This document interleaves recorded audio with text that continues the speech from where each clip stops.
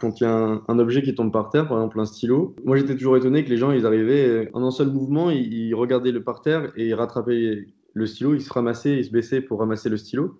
Et moi, en fait, des fois, ça, j'arrivais à le faire parce que le stylo était juste devant moi, mais des fois, ça pouvait prendre plusieurs minutes pour trouver ce stylo, quoi.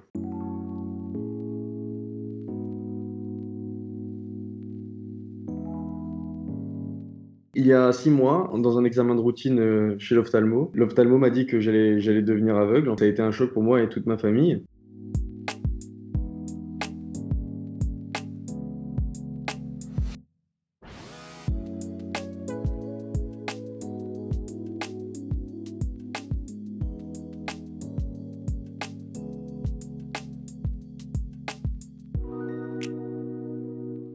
On s'en est vraiment rendu compte parce que j'avais des problèmes, notamment lorsque j'ai passé mon permis, que j'ai eu mon permis d'ailleurs. Donc j'avais des difficultés un peu à conduire sur la route et je me demandais si j'avais pas quelques problèmes de vue ou de repérage dans l'espace. Et du coup, bah, c'est comme ça que ça nous a mis la puce à l'oreille.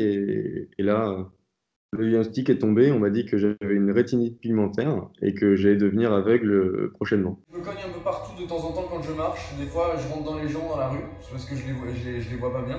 Le champ visuel est amputé à plus de 95% à peu près. Donc ça veut dire qu'on y voit vraiment comme dans le trou d'une paille. En fait, on s'en rend pas compte que le champ de vision se réduit parce que on le voit pas comme ça. C'est-à-dire que moi, ma vision, elle est limitée avant la vôtre. Par exemple, vous, vous y voyez comme ça. Là, vous voyez vos mains normalement. Ben moi, j'y vois plus de cet endroit-là, quoi.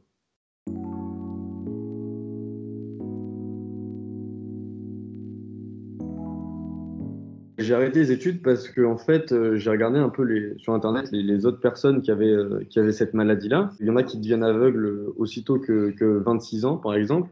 Donc moi, hein, ayant 20 ans, à 25 ans, ça aurait été à peu près le moment où je finissais mes études. Du coup, je me suis dit, ben, j'ai pas forcément envie de sacrifier les 50 vues qui me restent dans des études.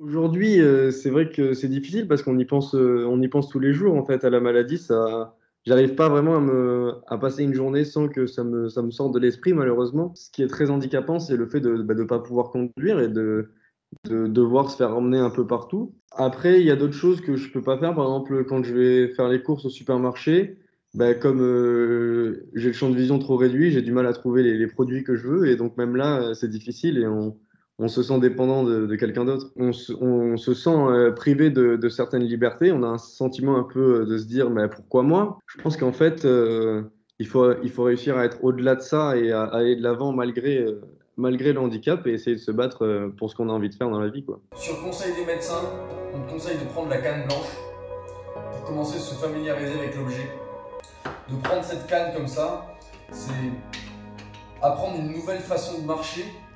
C'est comme réapprendre à marcher en fait. J'ai quand même espoir de me faire soigner, même si aujourd'hui en France, on ne me propose malheureusement aucun traitement. Life. Life. Life. Life. Life. Life. Life. Life.